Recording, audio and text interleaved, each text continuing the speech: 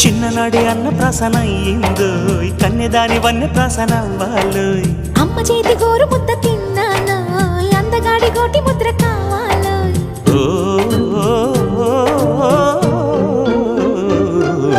కాస్త నన్ను నువ్వు నిన్ను నేను కోరుకుంటే కోరుకున్న చోట నువ్వు నేను చేరుకుంటే చేరుకున్న చోట ఉన్న దీపం మారుతుంటే ఆరుతున్న వేళ కన్నెకాలు జారుతుంటే